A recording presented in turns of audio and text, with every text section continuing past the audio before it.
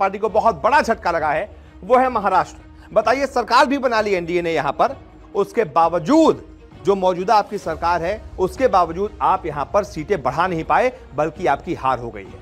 BJP पिछली बार 23 सीटें जीती थी, इस बार घटकर 12, 48 सीटें हैं।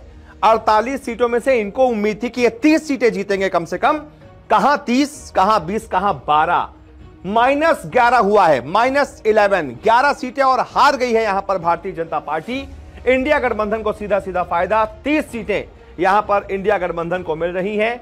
बस यहीं पर सबसे बड़ा खेल हुआ है। यहां पर भी दूसरे बड़े राज्य में भी बीजेपी की हार, एक 80 सीटों वाले राज्य में बीजेपी की हार, एक 48 सीटों वाली राज्य में बीजेपी की हार। अब आ जाते हैं 42 सीटों वाले राज्य में, यानी कि पश्चिम बंगाल में दीदी के गढ़ में। दीदी को बहुत एक तरीके से चुनौती दी गई थी भारतीय जनता पार्टी की तरफ से कि इस बार खेला कर देंगे, उल्टा बीजेपी के साथ ही खेला यहां पर हो गया। 42 सीटों में से भारतीय जनता पार्टी ने इस बार सोचा था कि हम कम से कम 25 के आसपास सीटें जीत जाएंगे, 25 नहीं तो 20 तो निकाल ही लेंगे। लेकिन कहां 25 और कहां गुरु 12।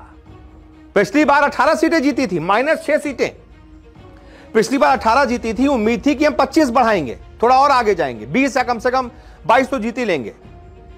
लेकिन लक्ष्य यहां था, पहुंचे यहां तक।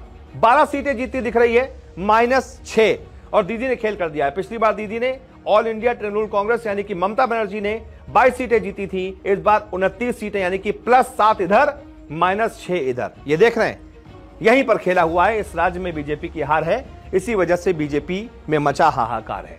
एक और राज्य हरियाणा, बहुत बुरा प्रदर्शन। पिछली बार 10 की 10 सीट भारतीय जनता पार्टी जीती थी, 10 की 10 सीट। इस बार सीधा हाफ, आधा, सिर्फ 5 सीटें जीत रही है भारतीय जनता पार्टी। 5 सीटों की हार सीधा सीधा, और कांग्रेस को